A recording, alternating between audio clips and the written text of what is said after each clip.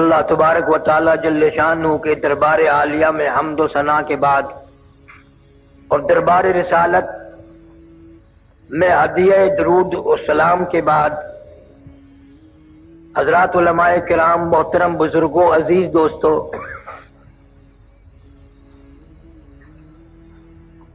کئی مرتبہ اس مسجد میں حاضری کا اتفاق ہوا۔ سرگودا شہر میں اکثر اتفاق ہوتا رہتا ہے، مگر یہ بیچ میں 2-3 سال جو گزرے کچھ تعطل پیدا ہو گیا، کچھ ڈھیلے پڑ گئے لوگ۔ آج بھی اگر مولوی صاحب نے کہا نعرہ لگاؤ تو سارے نعرہ اس طرح لگا رہے تھے جیسے بھوکے بیٹھے ہوں۔ تمہارا گناہ نہیں، ڈیپو کا آٹا کھاتے ہو نا۔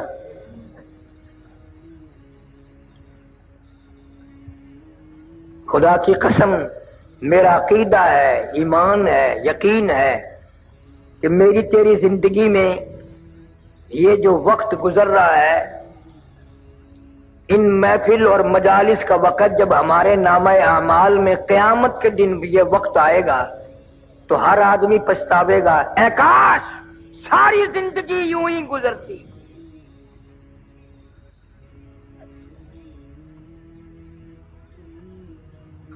حدیث پاک میں آتا ہے کہ انسان اتنا افسوس کریں گے، ہاتھ ملتے ملتے اپنی ہتھیلیوں کی کھال اتار دیں گے۔ تمہیں معلوم بھی ہے میں کس دن کی بات کر رہا ہوں، جس کا تیرے دل میں آج تک یقین نہیں آیا۔ میں قیامت کے دن کی بات کرتا ہوں، یقین آئے یا نہ آئے قیامت تو آئے گی۔ اس لیے میں کہتا ہوں سردی میں 12-13 گھنٹے کا دن، گرمی کی موسم میں 16-17 گھنٹے کا دن، قیامت کا ایک دن 50,000 سال کا ایک دن۔ اور یہ قرآنی بات ہے، تاریخی بات نہیں، کسی کا قول نہیں۔ 50,000 سنہ، 50,000 سال کا ایک دن۔ نہ شام آئے، نہ صبح آئے، نہ دن ڈھلے، ٹھیک دوپہر سورج کھڑے کھڑے 50,000 سال گزر جائیں گے۔ حدیث شریف میں آتا کوئی آنکھ پانی کا قطرہ نہ دیکھ سکے گی، کوئی آنکھ سایہ اور چھاؤں نہ دیکھ سکے گی۔ قیامت کا جب بگل بجے گا، گھنٹی بجے گی، اتنی زوردار ہوگی، اتنی قہر آلود ہوگی۔ حضور صلی اللہ علیہ وسلم نے فرمایا یہ اتنا بڑا سمندر پوری دنیا کو جس نے لپیٹ رکھا ہے، ندی، نالے، دریا، چشمے، کنویں، حضور صلی اللہ علیہ وسلم فرماتے ہیں صرف بگل بجنے سے، قیامت کی گھنٹی بجنے سے ساری کائنات سے ایک قطرہ پانی نہیں ملے گا۔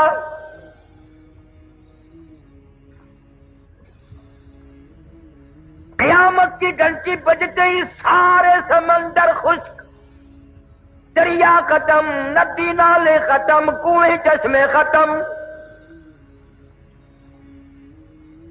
حضور صلی اللہ علیہ وسلم فرماتے ہیں لوگ اتنے روئیں گے، اتنے پچھتائیں گے، کیا بن گئی؟ فرمایا یا ایھا الناس اتقوا ربکم ان زلزلۃ الساعۃ شیء عظیم۔ اور لوگوں، بادشاہ، وزیروں، فقیروں، تاجروں، مالداروں، اتقوا ربکم، ڈرو اپنے پروردگار سے، وہ ایسا وقت لائے گا ان زلزلۃ الساعۃ شیء عظیم۔ یہ اتنی بڑی زمین بوریے کی طرح لپیٹ کے پھینک دی جائے گی۔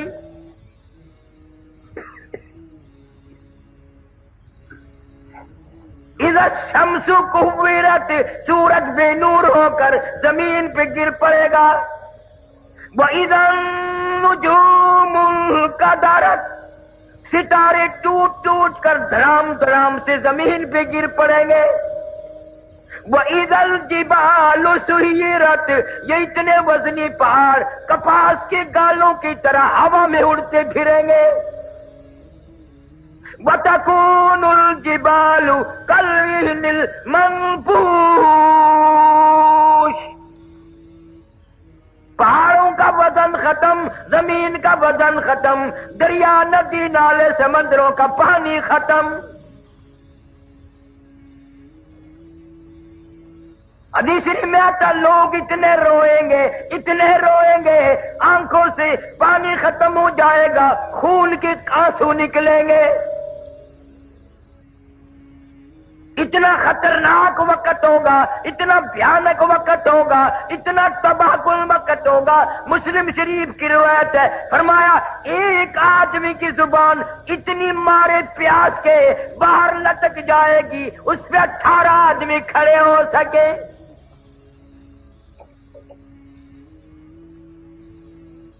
یقین نہیں، یقین ہو نیند نہ آئے، یقین ہو پھر یوں زندگی تھوڑے ہی گزرے. لفظ قیامت قیامت سنا ہے، یقین کبھی نہیں آیا. اگر یقین آ جائے پھر دیکھو اس دنیا میں تماشا. جن کو یقین آیا ان کی زندگی کچھ اور طریقے سے گزری.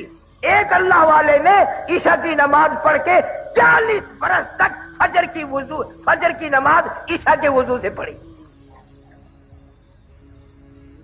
امام اعظم رحمت اللہ علیہ نے 40 سال تک عشاء کے وضو سے فجر کی نماز پڑھی. اس کو یقین آیا تھا کہ موت آئے گی، قبر آئے گی، قیامت آئے گی، اللہ پاک کے سامنے پیش ہونا ہوگا، یہ منہ خدا کو دکھانا ہوگا.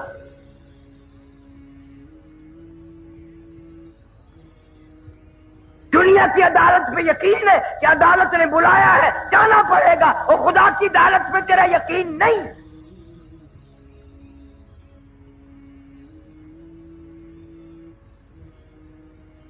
مدنی کریم صلی اللہ علیہ وسلم کی سیرت طیبہ کا جلسہ ہے. اصل سیرت تو یہ ہے کہ آدمی بیوی بچے چھوڑ کر، خاندان چھوڑ کر، دکان مکان بنگلہ کوٹھی چھوڑ کر ایسی طرف جاتا ہے واپس کبھی نہیں آیا. آج سردی کا موسم آ رہا ہے، رضائیوں کی تیاری ہے، گرم کپڑوں کی تیاری ہے، عورتیں بچوں کی سویٹر وغیرہ تیار کر رہی ہیں.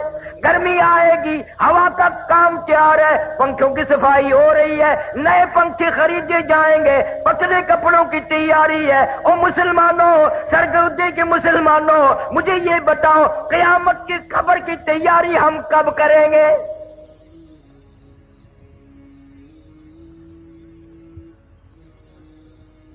سردی کا موسم آ رہا ہے، منہ پہ کپڑا ڈال لیتے ہیں، سوتے وقت ٹھنڈ آ جاتی ہے پچھلی رات.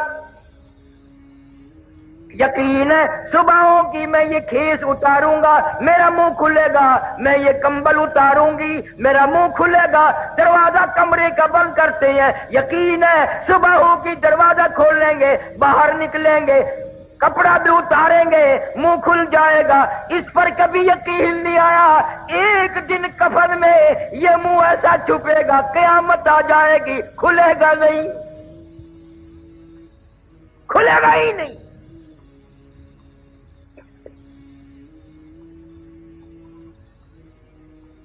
نئے نئے انداز کی آج ہماری موت آ رہی ہے.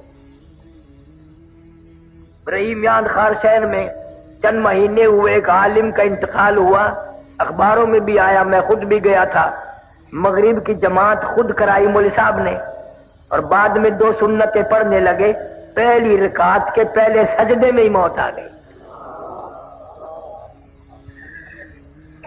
سبحان ربی الاعلی پڑھتے ہوئے موت آ گئی، وضو کے ساتھ موت آ گئی، سجدے میں موت آ گئی، اللہ کے حضور میں عاجزی کرتے کرتے موت آ گئی.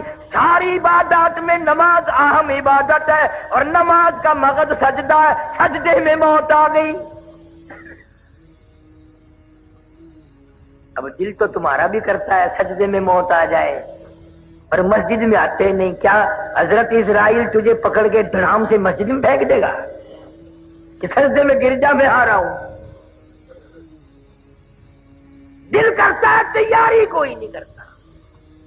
یقین ہی نہیں کہ یہ دنیا بڑے بڑے چھوڑ گئے, کیا میں نہیں چھوڑوں گا؟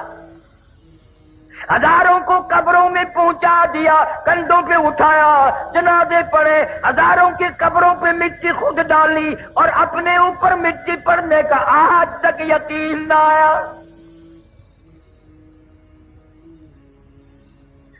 ہزاروں کو میتوں کو غسل دیتے ہوئے دیکھا, غسل خود بھی دیے اور اپنا یقین کوئی نہیں.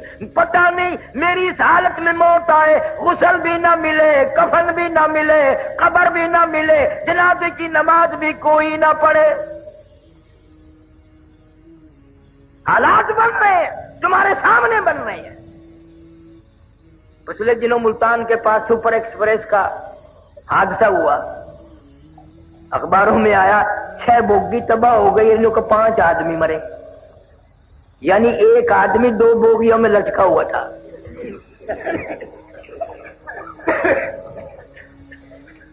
6 بوگی ہے تباہ اور 5 آدمی مرے. باقیوں کا کیا کیا, کہاں گئے پتہ نہیں, دریا میں پھینکے, پتہ نہیں کہ ٹبک بلڈوزر سے کھود کے اس میں دھکا دے دیا. ہاں ہاں, تمہارے سامنے ایسا وقت بھی آ جاتا ہے, نہ کفن, نہ قبر, نہ جنازہ, نہ غسل. تم اپنے مقدر پہ کبھی نہیں روتے, پتہ نہیں کس حال میں وقت آئے گا, کہاں آئے گا. مولانا کی موت تو سجدے میں آ گئی. آج کتنے لوگ ایسی جگہ مر رہے ہیں جہاں کا نام لیتے بھی شرم آتی ہے. ہمارے ملتان میں اخباروں میں آیا, اور میں افسر کو جانتا تھا, بہت بڑا افسر تھا ایک محکمے کا. خدا کی قسم سنا کرتا کرتا لڑکی کے اوپر ہی مر گیا. اندازہ لگا. شراب پیتے ہوئے لوگ مر رہے ہیں, حرام کھاتے ہوئے لوگ مر رہے ہیں, اور گانا بجانا کرتے ہوئے یہ تو اکثریت مر رہی ہے. افسوس کسی کو نہیں.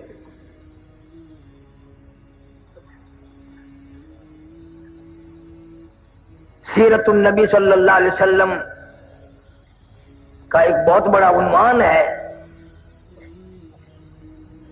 عورتیں اگر سنتی ہیں, سن رہی ہیں تو مبارک ہو. نبی پہلے آیا بھی عورت کی گود میں, اور نبی جب دنیا سے رخصت ہوئے تو عورت کی گود تھی.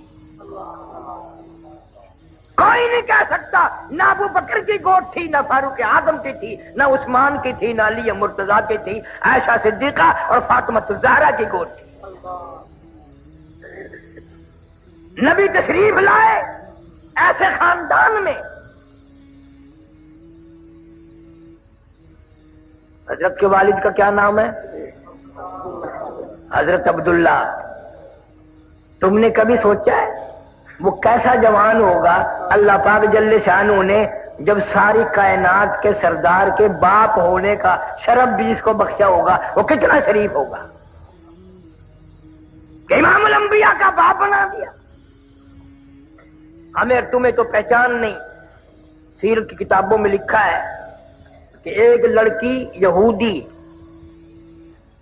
حضرت عبداللہ کے چہرے پہ اس کی نگاہ پڑی مکے کے بازار میں. راستہ روک کے کہنے لگی, نوجوان میری ساتھ شادی کر لو. حضرت عبداللہ کنی کترا کے نکل گئے. بھلا جو امام الانبیاء کا باپ ہو وہ غیر لڑکیوں سے کیسے بات کرے؟ یہ تو ہمارا زمانہ ہے نا, چٹی داڑھی, سر ہل رہا ہے, قبر کی تیاری ہے, کالا برقع دیکھ کے ایویں ہینگنے جی میں گڈا ہینگ جی ہو.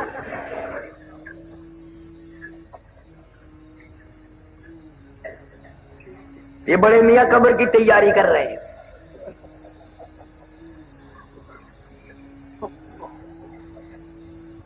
حضرت عبداللہ کے چہرے پہ لڑکی کی نگاہ پڑی, نے کہا میرے ساتھ شادی کر لو.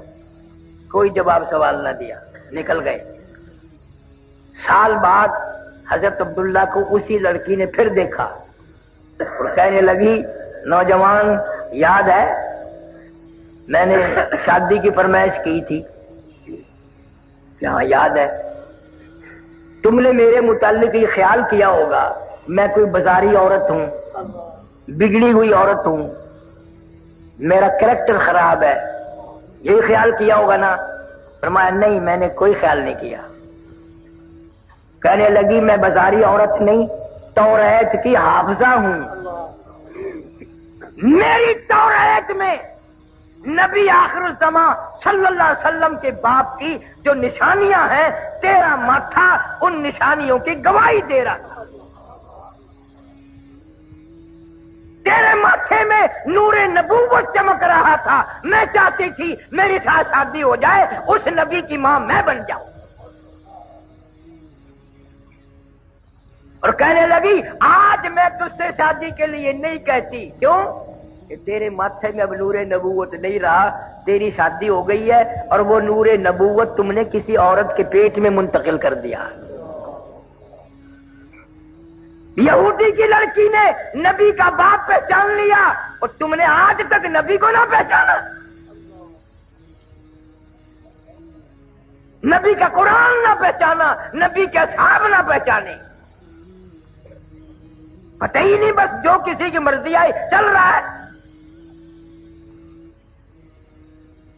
قرآن کا یعرفونہ کما یعرفون ابناءہم، یہودی لوگ نبی کو اس طرح پہچانتے تھے جیسے اپنے بیٹوں کو پہچانتے ہیں، لیکن جان بوجھ کر مدنی کریم صلی اللہ علیہ وسلم کی مخالفت کرتے تھے، راہ میں روڑے اٹکاتے تھے۔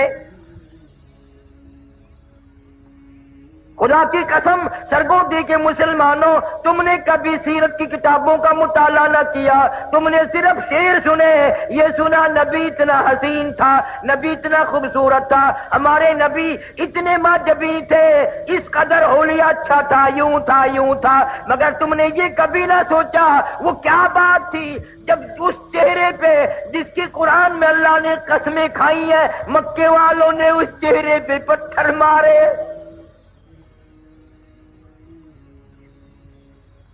ارشاد فرماتے ہیں اشد الناس الانبیاء ثم امثل ثم امثل، او کما قال النبی صلی اللہ علیہ وسلم، حضور فرماتے ہیں 1,24,000 رسولوں، پیغمبروں، نبیوں کو جتنا اللہ کی راہ میں ستایا گیا، ان سب کے مقابلے میں مجھ اکیلے کو ستایا گیا۔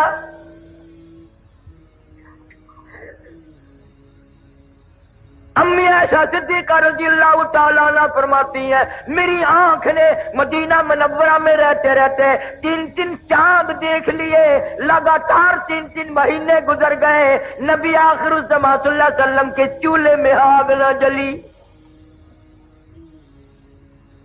اور فرماتی ہے کتنا وقت تو ایسا گزرا، مجھے خود 24 گھنٹے میں 1 کھجور کا دانہ اور 1 پیانے کا پیالہ ملتا تھا،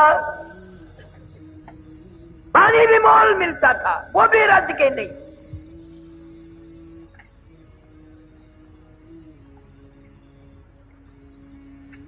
کتنی تکلیفیں اٹھائی ہے اس یتیم مکہ صلی اللہ علیہ وسلم نے، کلمہ ضرور اس کا پڑھتا ہے مگر پہچان نہیں کرتے تم، کوشش ہی نہیں کی، نہ عورتوں کو پتا ہے نہ مردوں کو پتا ہے کس طرح اس اللہ والے کی زندگی گزری۔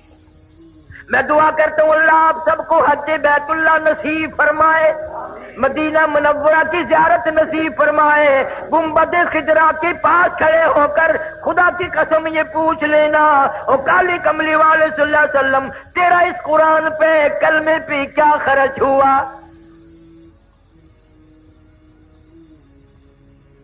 جناب ابو بکر صدیق رضی اللہ تعالیٰ عنہ فرماتے ہیں میں اپنے گھر سے نکلا، اچانک میں بیت اللہ شریف کی طرف آ نکلا، میرے کانوں میں شور کی آواز آئی، لڑائی جھگڑے کی آواز آئی، میں سمجھا قبیلے آپس میں لڑے ہوں گے، خاندان آپس میں جھگڑتے ہی رہتے ہیں، لیکن حرم میں جب میں پہنچا، میں بیت اللہ میں پہنچا، میں خانہ کعبہ میں پہنچا، میری آنکھ نے دیکھا سارا مکہ مارنے والا ایک یتیم مکہ مار کھانے والا، کوئی ادھر سے دھکا دیتا ہے کوئی ادھر سے مارتا ہے، کیوں؟ اس لیے کہ اللہ کا قرآن خانہ کعبہ میں کیوں پڑھا؟ صدیق اکبر رضی اللہ تعالیٰ عنہ فرماتے ہیں میں نے ظالموں کو ادھر ادھر ہٹایا، بڑا منع کیا، اور یوں بھی میں نے کہا اتقتلون رجلا ان یقول ربی اللہ، کیا اس جرم میں ایک آدمی کو قتل کرنا چاہتے ہو؟ اس کا قصور یہی ہے، گناہ یہی ہے، وہ کہتا ہے کہ رب میرا اللہ ہے۔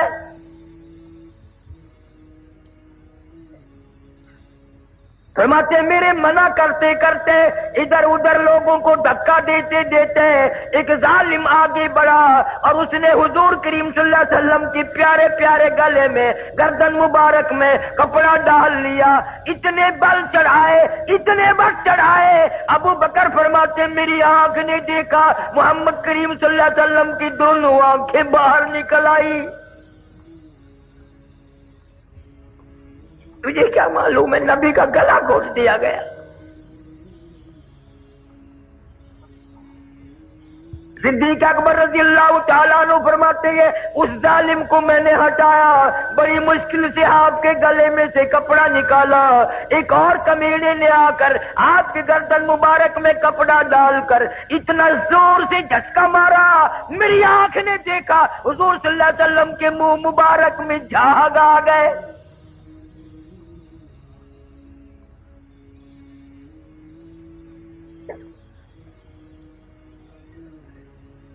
ایسی سیرت کون پڑھے، کون بتائے؟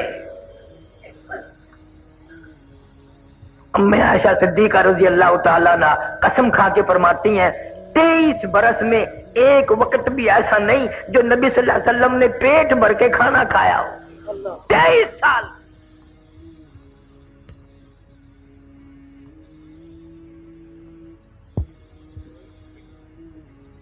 مکہ مکرمہ میں حضرت عثمان رضی اللہ تعالیٰ عنہ کو پتا چلا کہ آج آپ کا 5ویں دن کا فاقہ ہو گیا۔ حاضر خدمت ہوئے، کھانا پکا کر ساتھ لائے، کچا ریشن بھی ساتھ لائے، اور ایک بات کہی حضرت عثمان نے رضی اللہ تعالیٰ عنہ کہ یا رسول اللہ صلی اللہ علیہ وسلم آپ نے 5 دن کا فاقہ کاٹا ہے، مجھے کیوں نہیں خبر کری جبکہ آپ کو یہ معلوم ہے کہ میرا مال بھی آپ کا ہے اور یہ میری جان بھی آپ کی ہے صلی اللہ علیہ وسلم۔ کون آج کہے گا یہ مال میرا نہیں ہے، نبی کا ہے، یہ جان میری نہیں میرے نبی کی ہے؟ اور اتنا ادب کیا عثمان نے رضی اللہ، سارے کہہ دو رضی اللہ تعالیٰ عنہ، کہ ساری امت کو شرمندہ کر دیا، ساری امت کو شرمندہ کر دیا عثمان نے۔ یہ ہاتھ جو کلمہ پڑھتے وقت مرید بھی کس کا بنا؟ امام الانبیاء صلی اللہ علیہ وسلم کا۔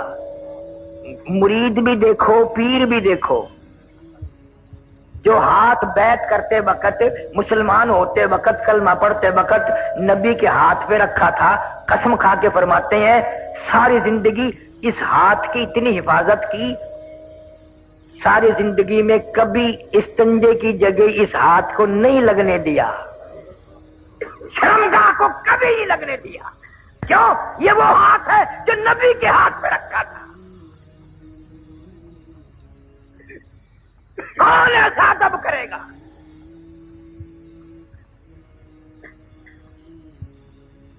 نام کے ہم مسلمان ہیں، کام کے مسلمان مر گئے، اللہ والے رخصت ہو گئے،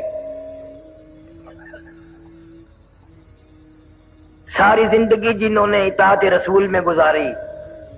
حضرت جنید بغدادی رحمت اللہ علیہ کے پاس ایک آدمی آیا اور سال بھر رہا، اور سال کے بعد چلا تو آخری ملاقات کر کے کہنے لگا حضرت اس لیے آیا تھا کہ حضرت کی کوئی کرامت دیکھوں گا، مجھے تو کوئی کرامت نہیں معلوم، وہی خالی جا رہا ہوں۔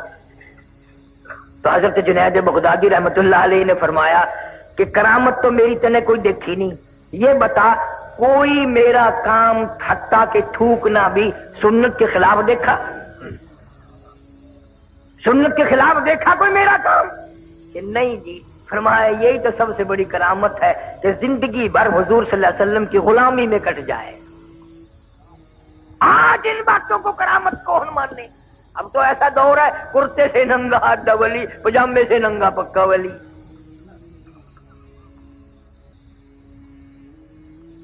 سنت کی تابع داری کو لوگ ولایت نہیں سمجھتے۔ ہمارے اکابر علماء دیوبند نے حد کر دی تقوی میں، پرہیزگاری میں، علم میں، عمل میں، برتاؤ میں، جہاد میں۔ مولانا مظفر حسین کاندھلی رحمت اللہ علیہ قریب کے زمانے کے بزرگ گزرے ہیں۔ نواب حیدرآباد، نواب ملیر کوٹلا، نواب گوالیر، یہ مسلمان نواب جو تھے یہ آپس میں اکٹھے ہوتے، آپ باتیں چلتی ہیں، ایک دوسرے کو کہتے ہیں تیری کمائی حرام ہے، تیری کمائی ٹھیک نہیں ہے، قسم خدا کی۔ پھر فیصلہ یہ ہوتا کہ مولانا مظفر حسین کو کوئی لقمہ کھلا کے دیکھو، اگر اس کا مال حلال ہے تو ہضم ہو جائے گا، ورنہ مولانا کو الٹی ہو جائے گی۔ میرے اکابر ایسے تھے، ان کے حلق کو کسوٹی کے طور پر استعمال کیا گیا۔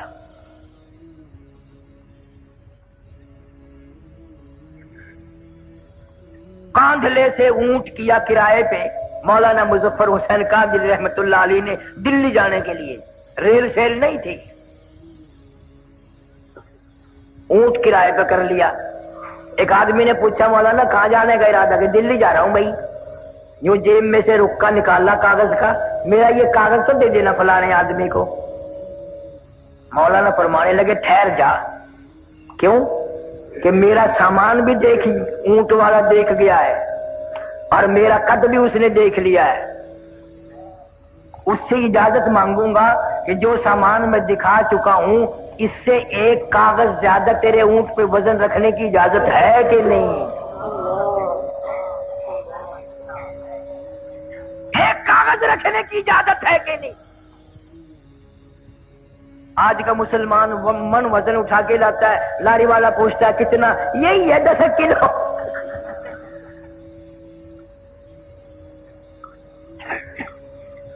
اچھے والے لوگ آپ کا ٹکٹ گاڑی میں لے لیتے ہیں، چیٹی آتا ہے نہیں نیچے کو یوں کو ڈوٹ۔ رات دن فریب، دھوکہ بازی، بدماشی۔ مولانا مظفر حسین کاندھلی رحمت اللہ علیہ نے دلی سے بہلی کرائے پہ کی، بیلوں والی، کاندھلے آنے کے لیے۔ دوران سفر تھوڑے سے چلے تھے، دلی سے پوچھ لیا اس بیلی والے سے کہ بھئی یہ بیلی کس کی ہے؟ اس نے بتایا فلانی کنجری کی ہے۔ اوئے اوئے اوئے، مولانا نیچے اتر گئے، بھائی مجھے پیشاب کرنا ہے، اور پھر اس کے ساتھ پیدل چلتے رہے۔ میرے پیر دکھ ہیں، میں سیدھے کر رہا ہوں، ذرا کھل جائیں گے نا؟ وہ کہنے لگا راستے میں مولانا میں سمجھ گیا ہوں، آپ اس بیلی میں سواری نہیں کریں گے، کنجری کی ہے۔ میں نے بتا دیا، برا کیا میں نے بتا دیا کہ ہاں بھی بات تو اسی طرح۔ وہ کہنے لگا مولانا پھر مجھے واپس ہی کر دیتے، میں واپس چلا جاتا۔ فرمایا کرایہ پورا دوں گا، وعدہ کر کے آیا ہوں کہ کاندھلے جا کے کرایہ دوں گا، اگر یہاں سے تجھے پیسے دے کے واپس کر دوں تو وعدے خلافی ہوگی۔ یہ سن کر بیلی میں چڑھے ہی نہیں کہ یہ کسی کنجری کی ہے۔ اور آج کا دور دیکھو، مولوی کو پیسے دی جائے کنجری، دعا کرنا اللہ برکت دے، مولوی صاحب نے جوڑی پھیلا رکھی، یا اللہ اس کے کاروبار میں برکت کر۔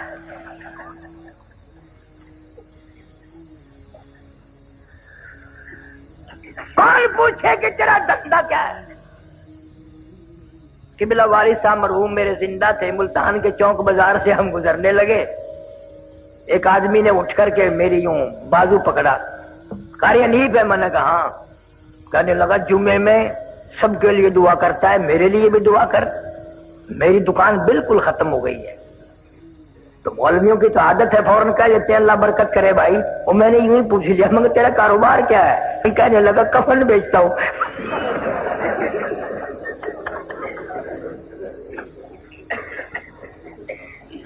میں نے کہا کاروبار بدل لے، لوگ مرے تو تیرا دھندا چلے، میں کیوں دعا کروں کہ اللہ لوگوں کا بیڑا غرق۔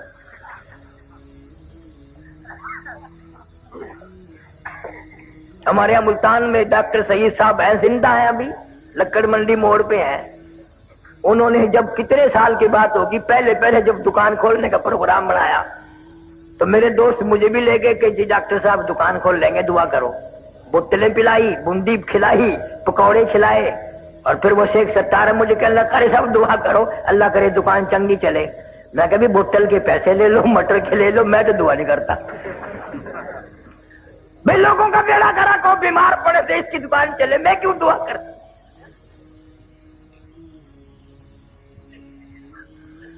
ہم تو ایسے بزرگوں کے ماننے والے ہیں، قسم خدا کی قبلہ مولانا احمد علی صاحب لاہوری رحمت اللہ علیہ نے ساری زندگی میں بے نماز کے ہاتھ کا پانی نہیں پیا، بے نماز کے ہاتھ کی روٹی نہیں کھائی. کبھی آپ نے بھی فکر کیا کہ یہ گھر والی نماز پڑھتی ہے کہ نہیں، جو کہیں کہیں کھانے تیار کر کے رکھتی ہے، سبحان اللہ، نماز ہی پڑھتی ہے کہ نہیں؟ تمہاری مجبوری ہے. اگر عشاء کی نماز کے بعد تم نے 3 دن جا کے پوچھ لیا نماز پڑھی کہ نہیں، نماز پڑھی کہ نہیں، تیسرے دن آواز آ گئی کہ تیرا بستر ہو پرلی بیٹھک میں ہے.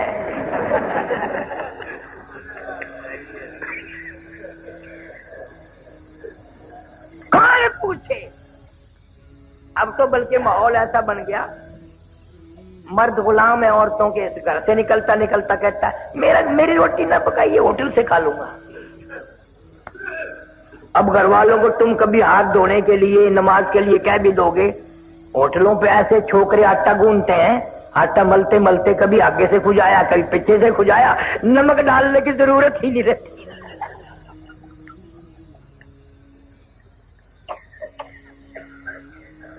مولانا احمد علی صاحب لاہوری رحمت اللہ علیہ کا امتحان بھی ہوا. کراچی سے دریائی سمندری اسٹیمر والے جہاز میں سوار ہوئے، حج کے لیے تشریف لے جا رہے ہیں. جہاز کا عملہ نماز نہیں پڑھتا. 13 دن میں جدے جہاز جا کے لگا. لاہوری نے 13 دن کا لگاتار فاقہ کر دیا. 13 دن کا فاقہ کر دیا.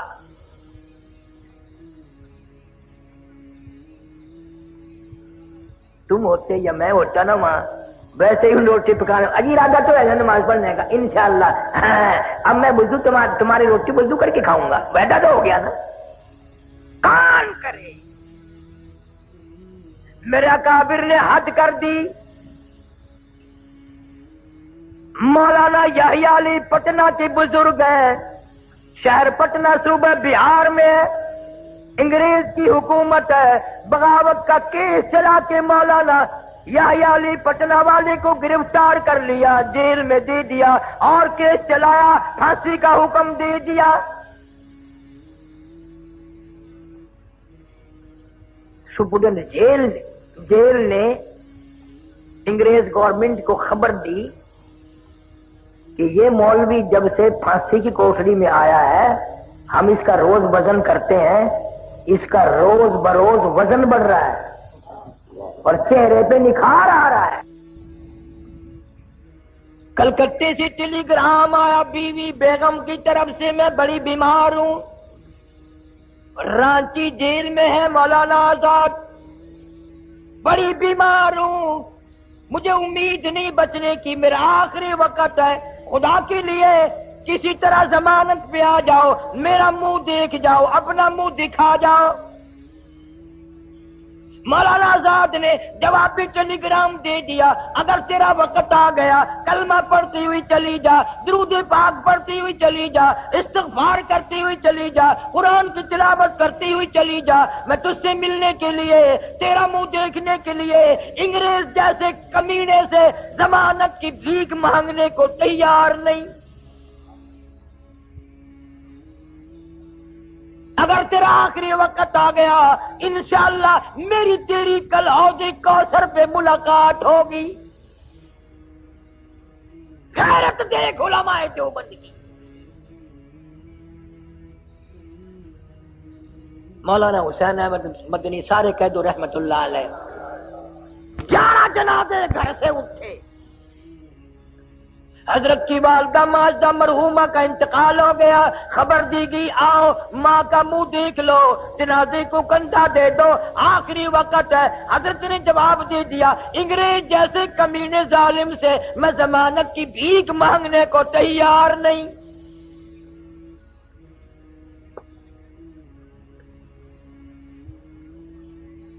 پچھلے سال، اس سال تو میں نہیں جا سکا، پچھلے سال میں لندن میں تھا بیان کے لیے، ادمرا یونیورسٹی میں لے گئے، بڑے بڑے بادشاہوں کے لڑکے وہاں پڑھتے ہیں، تو ایک پروفیسر انگریز اردو بولتا تھا، مجھے کہنے لگا کہ قاری صاحب آپ پاکستان سے ہیں؟ میں نے کہا جی ہاں۔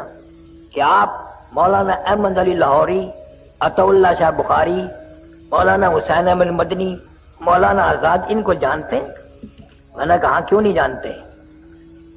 قسم پروردگار کی باوضو بیٹھا ہوں، مجھے وہ تعجب کر کے انگریز کہنے لگا آپ قسم کھا کے بتائیں مجھے، کیا یہ واقعی آدمی تھے، یہ انسان تھے؟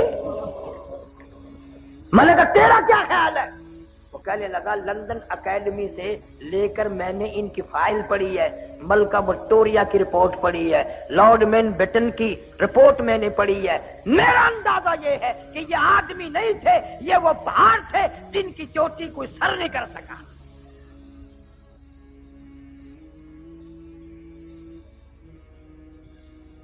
آج اس دور میں ہر آدمی کی تمنا ہے انگریز بن کے مروں، انگریزی لباس، انگریزی کپڑے، انگریزی برتن۔ چھوٹا سا بچہ 2-2.5 سال کا ہوتا ہے نا، بڑا پیارا لگتا ہے، تو ماں اس کو انگریزی کپڑے پہناتی ہے، نیچے ایک اچھا سا پہنا کر، پھر وہ یوں کندھوں پہ سے یوں جاتا ہے نا جیسے گھوڑے کا ساز ہوتا انگے میں جڑے ہوئے کا، سرما سیاہی کر کے، پاؤڈر ووڈر چھڑک کے، اور بڑی خوش ہوتی ہے ماں، ہونا بھی چاہیے۔ پھر اپنے بچے کی انگلی پکڑ کے ساس کے پاس لاتی ہے، خالہ دیکھو تو آج تو تیرا پوتا ایسا معلوم ہوتا ہے جیسے کسی صاحب کا بچہ ہو۔ آگے سے دادی جان بھی خوش ہو کے کہتی ہے خدا کی قسم یہ ہمارا ہے ہی نہیں۔ تصدیق ہو گئی بھی مٹی پر آئی ہے۔ اندازہ لگاؤ جس قوم کی یہ ذہنیت ہو، جن کا مزاج یہ ہو، کس طرح ہدایت ہوگی، کس طرح ہم لوگ ایمان کے ساتھ مریں گے، کس طرح کلمہ نصیب ہوگا۔ مولانا جعفر تھنیسری رحمت اللہ علیہ میری کرنال ضلع کا راجپوت برادری کا آدمی صاحب جگیر ہے، بیعت کر لی، مرید بن گیا حضرت شیخ الہند رحمت اللہ علیہ کا۔ فوراً مصیبت آئی۔ آج تو لوگ اس لیے کسی پیر کے مرید ہوتے ہیں چلو 2-4 دن میں خلافت ہی مل جائے گی۔ ایک پیر سے میں نے پوچھا کہ بزرگ نے جو تجھے خلافت دی کہاں ملا تھا؟ کہنے لگا گڈی میں سفر کر رہا تھا، وہ بھی میں بھی، اترتے ہوئے خلافت دے گئے۔ پتہ نہیں دال ریوڑی تھی یا دال کراری بیچتے ہیں نا، وہ خلافت ہی بیچ گیا، اتنا سستا سودا۔ حضرت شیخ الہند رحمت اللہ علیہ جزیرہ انڈمان میں 4 سال کی قید کر دی انگریز نے، جا کے جہاز سے اترے، انگریز آگے آگے چلا اور کہنے لگا میرے پیچھے پیچھے آؤ میں راستہ بتاؤں گا۔ حضرت شیخ الہند وہی کھڑے ہو گئے، فرمانے لگے بدبخت تو ہمارے آگے کیوں چلتا ہے؟ جب تک تو آگے چلے گا میں یہی ٹھہرا رہوں گا، ہمارے پیچھے رہ کر بتا دائیں مڑنا ہے بائیں مڑنا، انگریز آگے ہو میں پیچھے ہرگز نہیں چلوں گا۔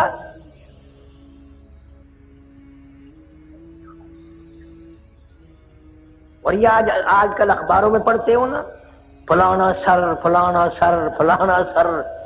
انگریز کی منڈی میں القاب اتنے سستے نہیں تھے، قوم سے، ملک سے، اسلام سے غداری کرتے تھے لوگ، ان کو القاب ملتے تھے۔ اور یہ سر سر جو لکھتے ہیں نا، ان کے ساری سر ہے، پیر ویر نہیں ہے۔ یہ میمو کا تھوک چاٹنے والے، انگریز کے گھوڑوں کی لیڈ کاٹنے والے آج لیڈر بنتے ہیں۔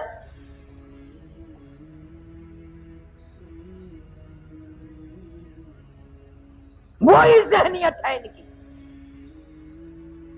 مولانا جعفر تھنیسری رحمت اللہ علیہ کو گرفتار کر کے جائیداد ساری نیلام کر دی، کرک کر دی، مکان بھی نیلام کر دیا۔ مولانا کی بیٹیوں کو سر کے بالوں سے پکڑ کر گھسیٹ کر باہر پھینکا، دڑام دڑام سے بچوں کو پھینک دیا۔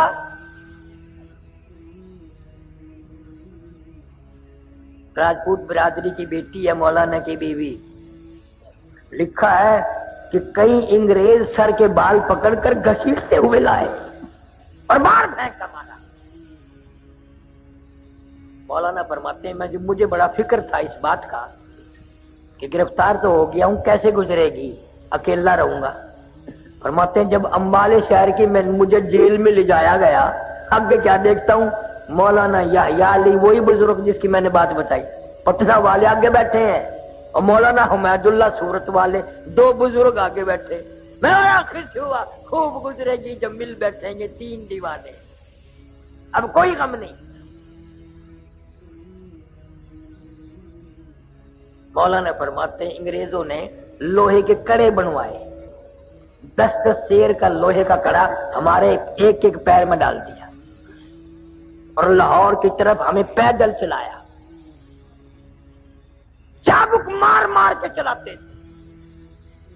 مگر مولانا لکھتے ہیں جب نماز کا وقت آتا ہم تینوں آدمی آنکھوں میں اشارے کر کے زمین پر بیٹھ جاتے، تیمم کر کے نماز پڑھتے، ہم رکوع کرتے، چار انگریز پوری طاقت سے ہماری کمر پہ پیٹھ پہ چابک مارتے، کوڑے برساتے، ہم ایک ایک سجدے میں ایک ایک رکوع میں 70 مرتبہ سبحان ربی الاعلی کہتے تھے۔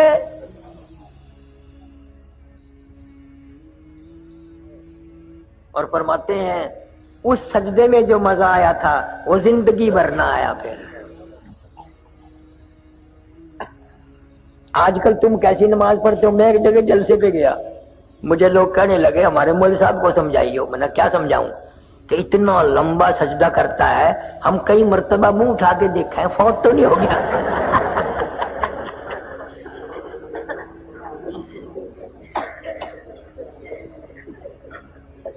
انہیں کو پتا ہے سجدے کی حقیقت کیا ہے۔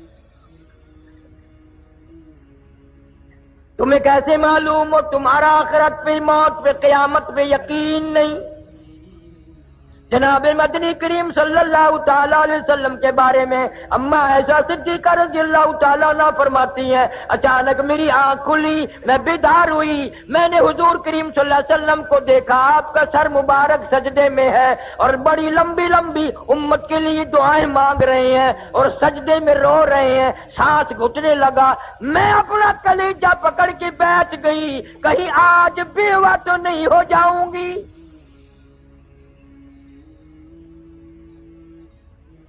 اور فرماتی ہیں سجدے میں حضور صلی اللہ علیہ وسلم اتنے روئے، میں نے سجدے کی جگہ بعد میں ہاتھ پھیرا، میرا ہاتھ نبی کے آنسوؤں میں تر ہو گیا۔ تیرا نبی میرا نبی سجدے میں ساری رات روئے، امت کے لیے دعائیں مانگتے مانگتے روئے، آج میری تیری چٹی داڑھی ہو گئی، قبر کی تیاری ہے، اپنی بدعمالی پہ، اپنی روح سیاہی پہ ساری زندگی میں ایک مرتبہ بھی رونا نہ آیا۔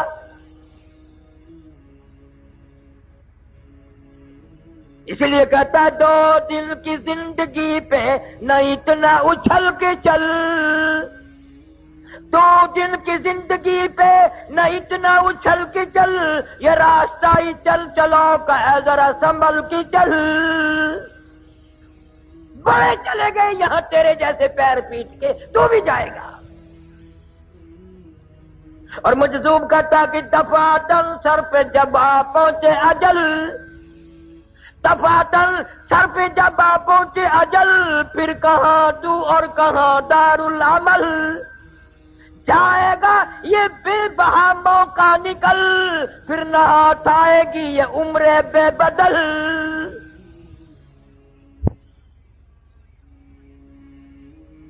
حدیث شریف میں آتا ہے کہ شبرات کی رات میں اگلی شبرات تک کے مرنے والوں کے نام حضرت اسرائیل کو فہرست بنا کر دے دی جاتی ہے۔ قسم پروردگار کی ہم یہ جتنا مجمع بیٹھا ہے پتہ نہیں کس کس کا نام اس فہرست میں آ چکا ہے، کس کس کے لیے آخری سال ہے، کس کس کے لیے آخری مہینہ آ چکا ہے، کس کس کے لیے آخری سردیاں آ چکی ہیں۔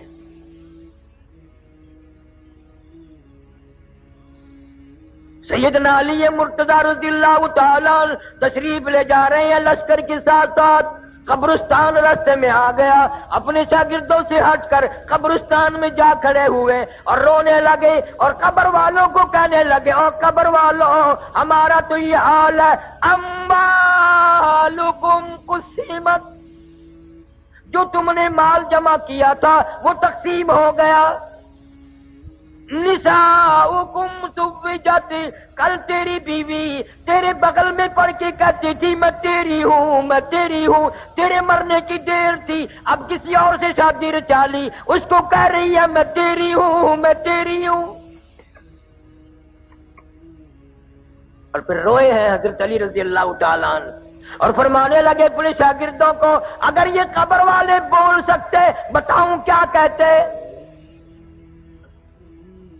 فرمایا بتاؤ، فرمانے لگے کہ یوں کہتے، یہ سرائے در مسافرو بخدا یہ کسی کا مکان نہیں، یہ سرائے در مسافرو بخدا یہ کسی کا مکان نہیں، اور جو مقیم تھے اس میں کل یہاں کہیں آج ان کا نشان نہیں، جو مقیم تھے اس میں کل یہاں کہیں آج ان کا نشان نہیں، جو مثال ٹوٹی ہے خوش بیان تمہیں گفتگو تھے گوہر فشاں، وہ پڑے ہیں آج خاموش یہاں کہ دہن میں گویا زبان نہیں، روئے ہیں حضرت علی رضی اللہ تعالیٰ۔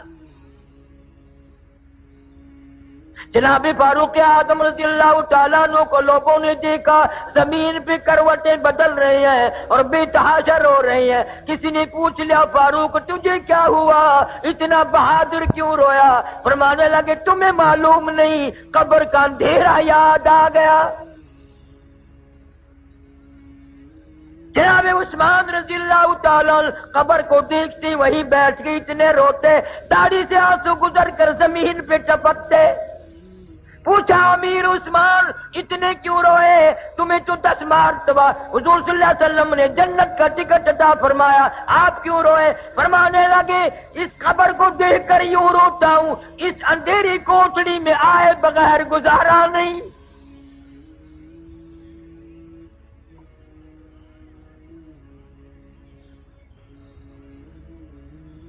نہ کبھی یہ سوچ آتی ہے میری ماں کہاں گئی، میرا باپ کہاں گیا، میرے رشتہ دار کہاں گئے، اگر وہ گئے ہیں تو مجھے بھی جانا پڑے گا، اور اس کی تیاری کوئی نہیں، اس کا ارادہ کوئی نہیں، پروگرام ہی نہیں۔ حضور صلی اللہ تعالی علیہ وسلم نے صحابہ کرام کا مجمع دیکھا اور فرمانے لگے لوگوں تمہیں اپنی زندگی کی کس قدر امید ہے؟ ایک صحابی کہتا ہے مجھے امید ہے فجر کے بعد ظہر پڑھوں گا، ظہر کے بعد عصر پڑھوں گا۔ ایک صحابی کہنے لگا عصر کے بعد مغرب کی امید ہے، ایک نے کہا مغرب کے بعد عشاء کی امید ہے۔ حضور صلی اللہ علیہ وسلم نے فرمایا بڑی لمبی امیدیں باندھ رکھی ہیں، اپنا پیر مبارک اٹھایا، قدم مبارک اٹھایا، فرمایا یہ جو میں نے قدم اٹھایا ہوا ہے مجھے معلوم نہیں زمین پہ رکھا بھی جائے گا کہ نہیں، جو پانی کا گھونٹ میرے منہ میں موجود ہے مجھے معلوم نہیں اندر جائے گا یہ پہلے موت آ جائے گی، جو لقمہ میرے منہ میں ہے پتہ نہیں وہ پیٹ میں جائے گا یا باہر آ جائے گا، مجھے اتنا پتہ نہیں، میرا تیرا کیا بنے گا؟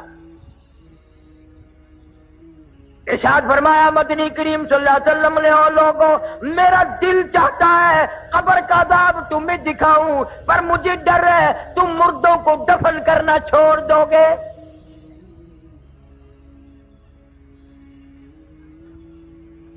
تم قبرستان سے گزرتے ہو، ہاتھ میں ٹیپ ہے، گانا لگا ہوا ہے، اور تیری نگاہ کبھی نہیں پڑی، اندھا ہو کے وہاں سے گزر جاتا ہے کہ اس قبر میں کون ہے، اس قبر میں کون ہے، اس قبر میں کون ہے۔ فنا ہو گئی دنیا، ہم نے بڑی بڑی کوٹیاں سنسان ہوتی دیکھی، بڑے بڑے بنگلے ویران ہوتے دیکھی، ہم نے ملک کے ملک ویران ہوتے دیکھے۔ قرآن کہتا ہے وَكَمْ أَهْلَكْنَا قَبْلَهُمْ مِنَ الْقُرُونِ وَكَمْ أَهْلَكْنَا قَبْلَهُمْ مِنَ الْقُرُونِ۔ میری زمین پہ فساد نہ کرو، میری زمین پہ زنا نہ کرو، میں نے تم جیسے کتنے ملک برباد کر دیے۔ جب آدمی عورت ہو مرد ہو زنا کر کے چلتے ہیں، خدا کی قسم حضور صلی اللہ علیہ وسلم نے فرمایا اللہ کی زمین اللہ سے عرض کرتی ہے یا اللہ اجازت دے میں لقمہ بنا کر نکل جاؤں، پلیت قدموں سے یہ میرے اوپر چل رہے، قتل کر کے شراب پی کے زنا کر کے بدماشی کر کے میرے اوپر چل رہے ہیں۔ قرآن کہتا ہے وَوُضِعَ الْكِتَابُ فَتَرَى الْمُجْرِمِينَ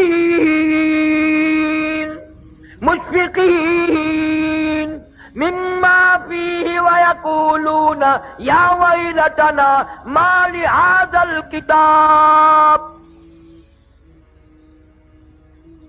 قیامت کے دن الگ الگ صفحے بنے گی، ہر آدمی اپنا نامہ اعمال ہاتھ میں لے کے کھڑا ہوگا، اور یہ پہچان ہوگی قیامت کے دن سجدے ہاتھ میں اعمال نامہ مل گیا تو کامیاب ہو گیا، اور کھبے ہاتھ میں ملا تو ہار گیا۔ اور شاہ عبد العزیز محدث دہلوی رحمۃ اللہ علیہ لکھتے ہیں میری طرف دیکھو کہ یوں چھاتی کو چیر کر اور یہ ہاتھ اس میں سے گزار کے یوں پیچھے سے نامہ اعمال پکڑایا جائے گا۔ قرآن ہے وَأَمَّا مَنْ أُوتِيَ كِتَابَهُ وَرَاءَ ظَهْرِهِ فَسَوْفَ يَدْعُو ثُبُورًا وَيَصْلَىٰ سَعِيرًا۔ ہار گیا، پھنس گیا، اعلان ہوگا وَامْتَازُوا الْيَوْمَ أَيُّهَا الْمُجْرِمُونَ۔ ظالموں اور زانیوں اور بدماشوں حرام خوروں ملاوٹ کرنے والوں الگ ہو جاؤ، آج نیک بندوں کے پاس تمہیں کھڑا ہونے کی اجازت ہے۔ تجھے کبھی فکر ہوا کہ پتہ نہیں میرا وارہ کدھر لگے گا؟ لِيَمِيزَ اللَّهُ الْخَبِيثَ مِنَ الطَّيِّبِ، نیک و بد میں جدائی کر دی جائے گی۔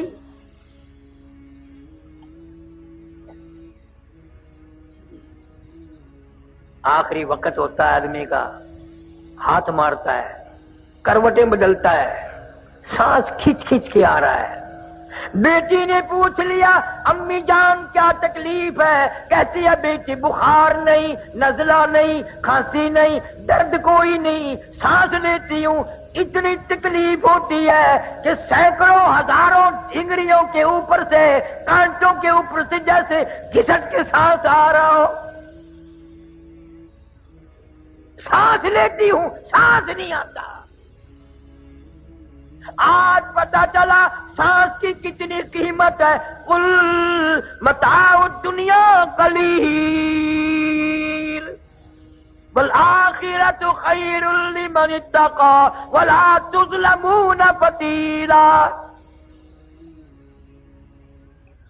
ساری عمر میں نماز نہ پڑھی، پرواہ نہ کی، قرآن نہ پڑھا، آج سانس کی قیمت معلوم ہوئی۔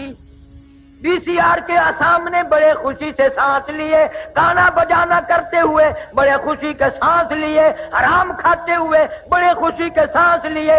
حضور فرماتے ہیں صلی اللہ علیہ وسلم موت کے وقت اتنی تکلیف ہوتی ہے جیسے ہزاروں چھرے یکدم چلا دیے گئے ہو۔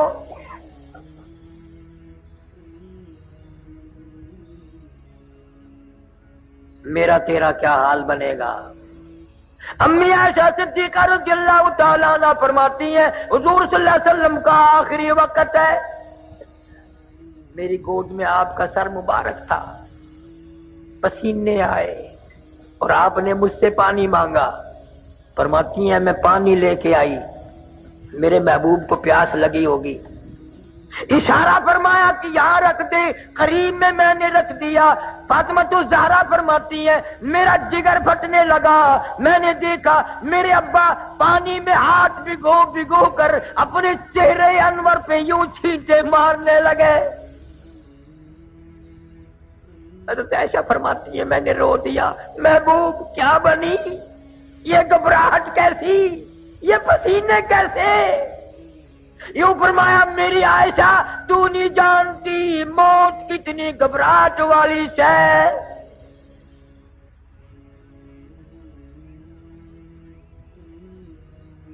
کسی نے دروازے پہ دستک دے دی، فاطمہ تو زہرا پریشان ہے،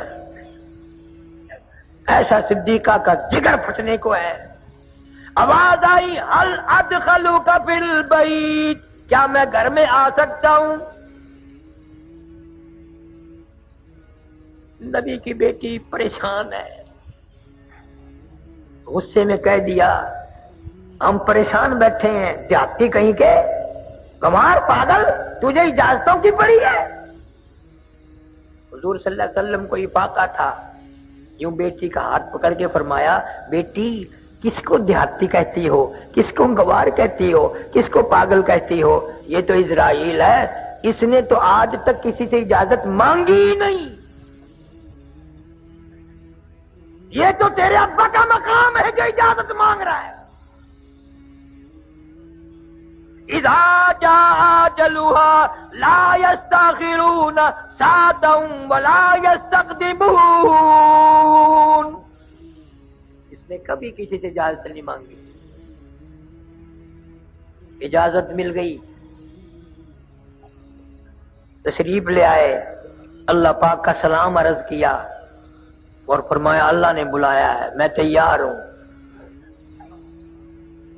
روح مبارک قبض کرتے کرتے ابن حشام لکھتا ہے جب گھٹنوں کے قریب پہنچے سرکار نے فرمایا اسرائیل تکلیف ہو رہی ہے۔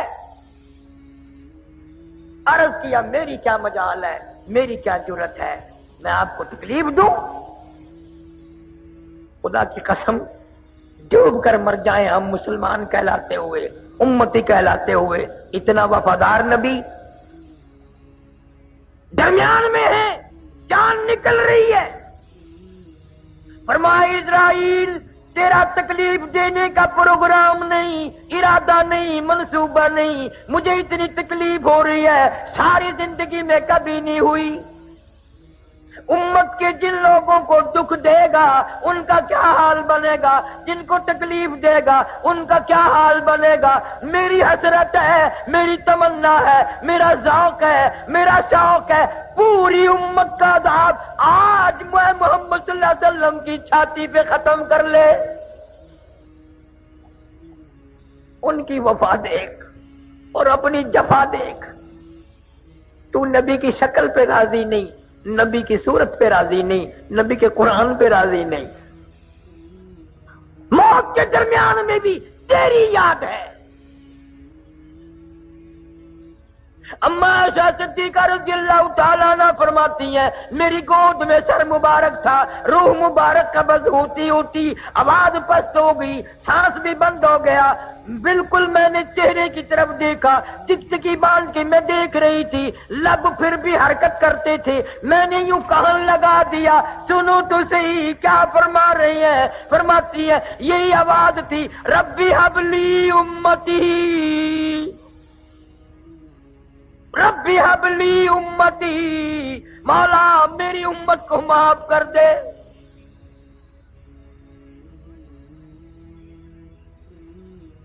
امتی کیا کمال کر رہا ہے، کاروبار میں یاد نہیں کرتا، شادی میں یاد نہیں کرتا، حکومت کرنے میں نبی کو یاد نہیں کرتے، ذمہ دارہ کرنے میں نبی کو یاد نہیں کرتے، اس نبی نے دیکھو ہمیں کہاں کہاں یاد فرمایا۔ کیا جواب دیں گے؟ یہ منہ لے کر اس نبی کے دربار میں قیامت میں کیسے جائیں گے؟ فرمایا آخری وقت ہے، کروٹ سے کروٹ بدل رہا ہے، دم نکلنے کو ہے، 360 رگیں ٹوٹ رہی ہیں۔ حدیث پاک میں آتا ہے مردہ مرنے والا پیروں کے جان نکلتی ہے، کڑاک کڑاک کی آواز سنتا ہے۔ قرآن کہتا کلا اذا بلغ التراقية وقيل من راق وظن أنه الفراق والتفت الساق بالساق إلى ربك يومئذ المساق. رگیں ٹوٹیں گی، اعضاء چھوٹیں گے. بڑے بہادر آدمی کی جان نکلتے وقت منہ چر گیا، بند کرنے کی طاقت نہیں. اپنا منہ بند نہیں کر سکو گے.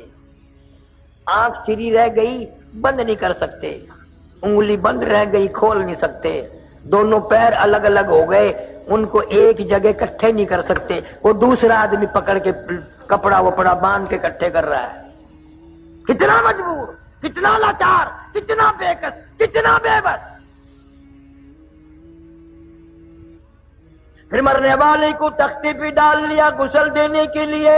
غسل دینے والا کپڑے اتارنے لگتا ہے تو آواز آتی ہے چور ہے جسم اتنا، چور چور ہے جسم اتنا، کرم کیجیے. غسل آہستہ آہستہ سے دیجیے. اور میرے کپڑے اتارو سنبھال کے. اور میرے کپڑے اتارنے والے میرا بازو نہ مروڑ، میرا ہاتھ نہ مروڑ. کپڑوں کی فکر میں تو مجھے تکلیف نہ پہنچا. تجھے کیا معلوم ہے میں موت کا صدمہ عظیم اٹھا کے آیا، میں موت کا جھٹکا کھا کے آیا. میری رگیں توڑ کے رکھ دی گئی. آج تیری انگلی بھی مجھے چھری کی طرح لگتی ہے. مکھی بیٹھ جائے پہاڑ معلوم ہوتا ہے. اور خیال کر آج تو میرے کپڑے اتار کے ننگا کر رہا ہے. مالک کائنات کی قسم کل کو تو یوں ہی ننگا ہو جائے گا. عورت میت کہتی ہے میری چوڑی توڑنے والی ہو، میرے ناک گلے کا زیور صاف کرنے والی ہو، میرا اعلیٰ درجے کا سوٹ اتارنے والی ہو. آج تم نے مجھے بالکل ننگا کر دیا. مالک کائنات کی قسم کل کوئی تم بھی یوں ہی ننگی ہو جاؤ گی. کنبا قبیلہ چھوڑ کے واری، سچے گھر کی کر تیاری. یوں نہ سمجھنا اکیلی سدھاری، سبھی چلیں گے باری باری.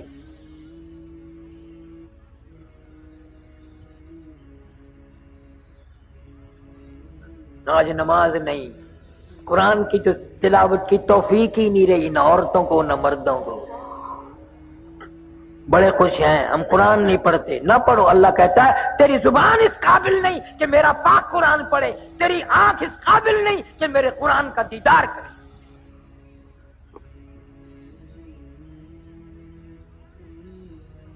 یہ ہے نبی کی سیرت صلی اللہ علیہ وسلم، جس نے ساری زندگی امت کے لیے اتنے دکھ اٹھائے ہیں.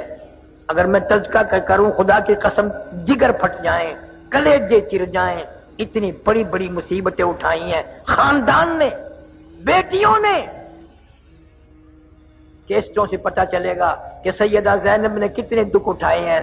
سیدہ فاطمہ الزہرا رضی اللہ تعالیٰ عنہا نے حضور صلی اللہ علیہ وسلم ابا کے سامنے کتنی تکلیفیں جھیلی اور صحابہ کرام نے کتنے دکھ اٹھائے ہیں آخری وقت تک. آج ہم سنتوں پہ عمل کرنے کے لیے تیار نہیں. ہمارے گھروں سے مان جاؤ، میرے بھی تمہارے بھی، ہمارے گھروں سے سنتوں کے جنازے نکل گئے، جنازے اٹھ گئے. وضو نہیں، نماز نہیں، دینی تعلیم نہیں، اثر نہیں، بات نہیں دین کی.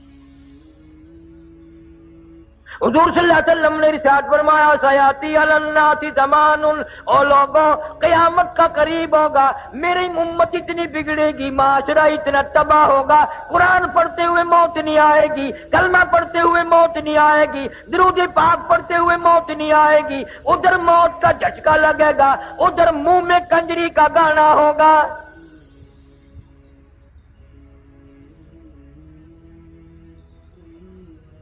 آج بازار میں دکان دکان سے، مکان مکان سے،